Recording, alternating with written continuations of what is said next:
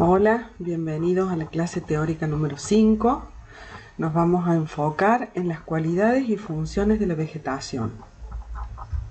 ¿Y por qué es importante que nosotros pensemos específicamente y analicemos cuáles son estas cualidades y funciones de la vegetación?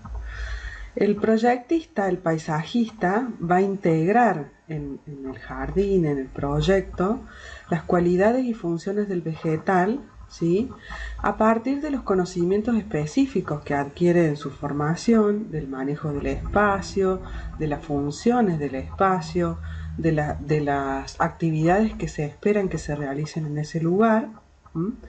Y todas estas variables que se estudian van a ser las que fundamentan la elección y la ubicación de las especies vegetales y la forma de plantación.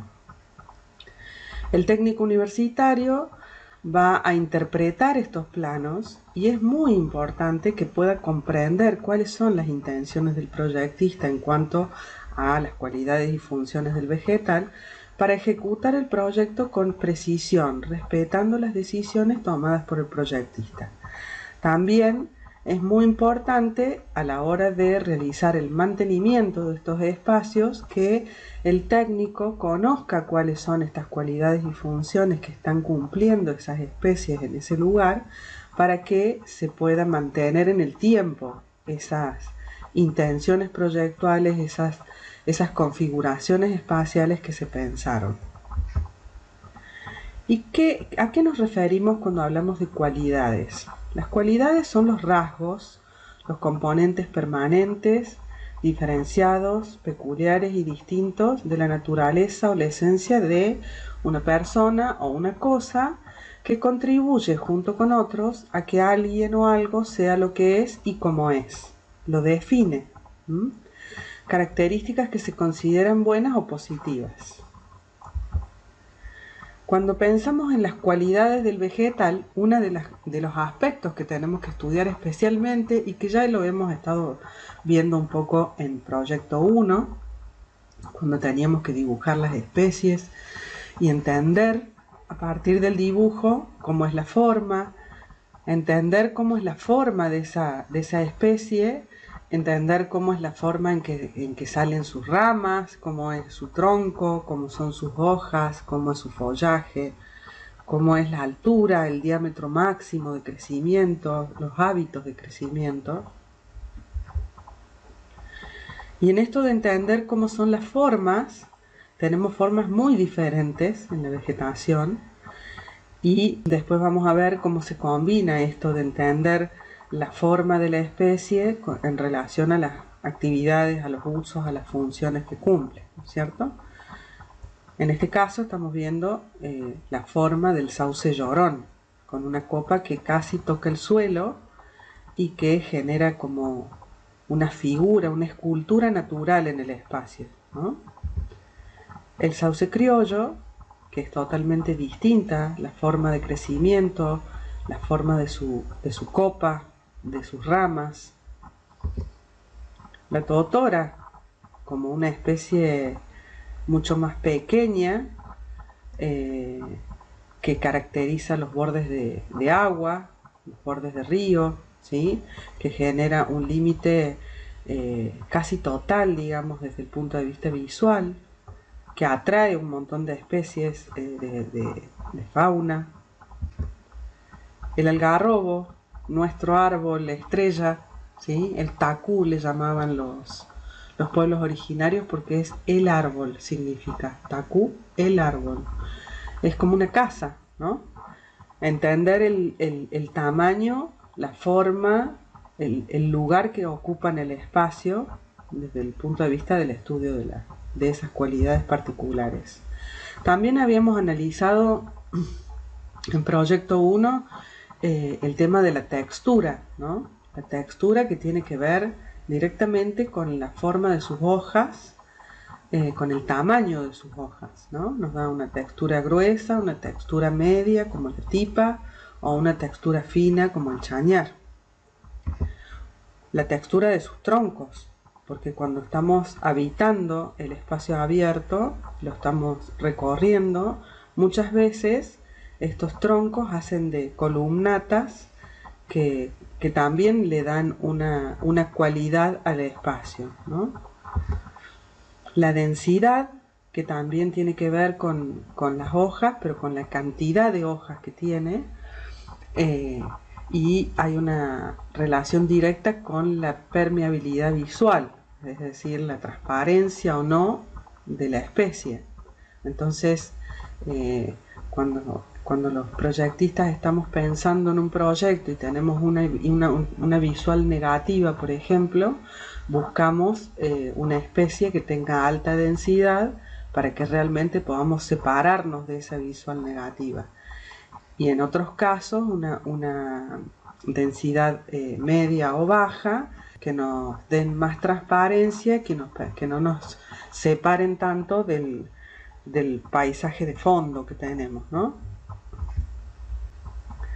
Esta estructura y densidad también la podemos estudiar en nuestras especies nativas. Fíjense lo que es la densidad del tala, ¿no? Y la sombra que refleja totalmente oscura, densa.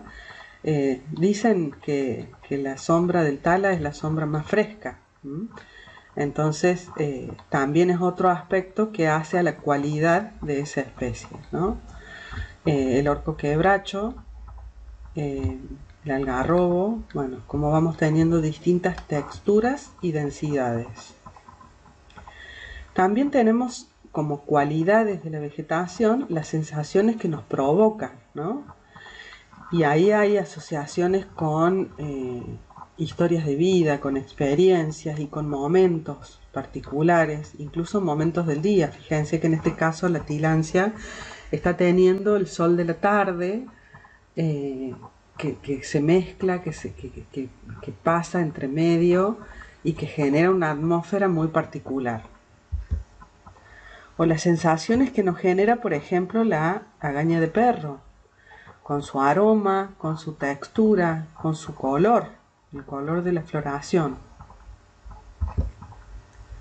Las sensaciones que tenemos con las especies aromáticas comestibles, en este caso el romero, que no es solamente lo visual, sino justamente ese aroma o ese sabor que nos trae también muchas veces recuerdos, ¿no?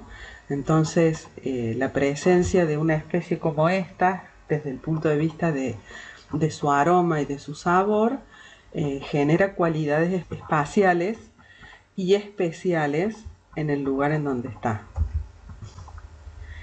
La Sesbania punicea o ceibillo, que tiene una connotación de agua. ¿Por qué? Porque crece en los bordes de río.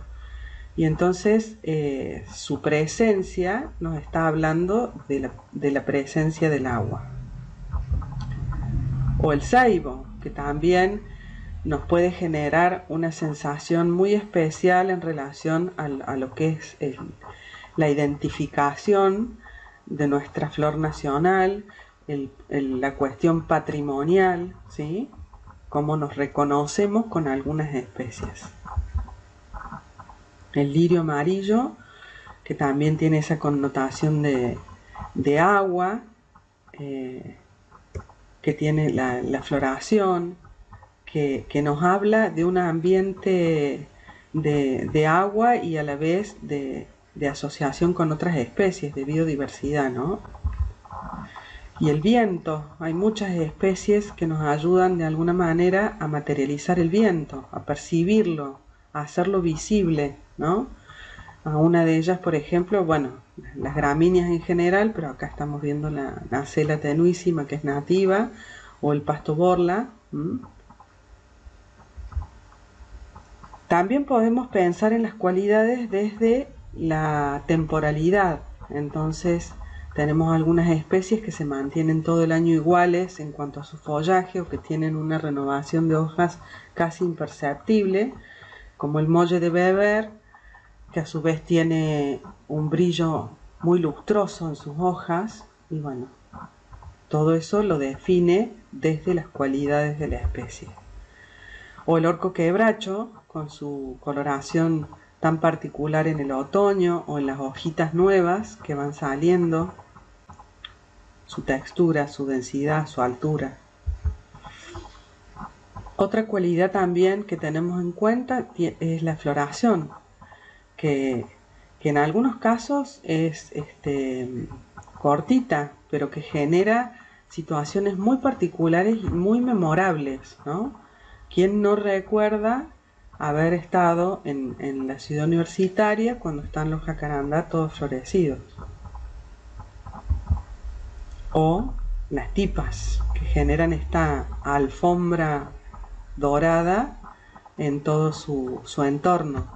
Es maravilloso también lo que sucede cuando está florecida las tipas en el arroyo La Cañada, que se arma toda esa alfombra dorada a los bordes del agua, ¿no?